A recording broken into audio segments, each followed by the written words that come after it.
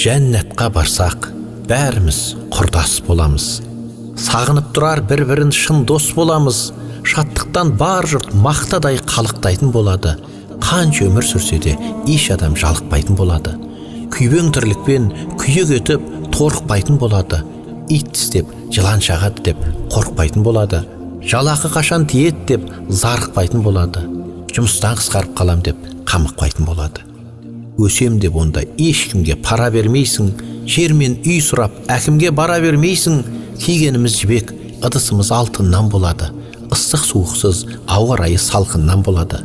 Ләззаттан балғып, бақыттан балбырайтын боламыз. Көркіміз күнде нұрланып, албырайтын боламыз. О жақта бүгін көргенің ертең болмайды. Бұ жақта ешкім ондағыдай көркем болмайды. Жақпайтын тамақ жеп онда ішің ауырмайды. Халуадан асап жесең де тісің ауырмайды. Мың жүзім дәмі бір-біріне ұқсамайтын болады. Мезетіп адамдар бір-бірін қыстамайтын болады. Жан ұяның ойлап жағдайын жасып жүрмейсің. Қарызданып қалып біреуге қашып жүрмейсің. Ондағы өмір ешқандай сынақ болмайды. Не істедің, неге өйттің деп сұрақ қалмайды. Ондағы шаттық жалауы құлап қалмайды. Шайтан жоқ онда, бөгдәйел ұнап қалмайды. Бұлақтар, көлдер, өзендер шырын бал болады. Бұлбұлдар әні сүйкімді шырылдар болады. Әйелің сені әр қыздан қызғанбайтын болады. Кешіксең қайда болдың деп сызданбайтын болады. Құштарлық толы кеуделер күмбірлейтін болады. Іштарлық жайлы адамдар дым білмейтін болады.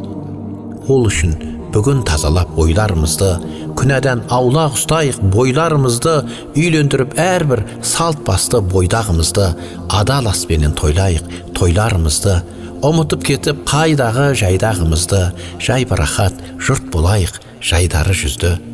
Ықыласымызды арттырып, амалдарымызды, көбірек басып мешітке қадамдарымызды, жақсыға үндеп, дос, бауыр, жарандарымызды, жомарттыққа шақырып, сараңдарымызды, тірлікте тайған ақтатпай, табандарымызды, түзейік оймен тілдегі жамандарымызды. Жәннатқа барсақ, бәріміз құрдас боламыз.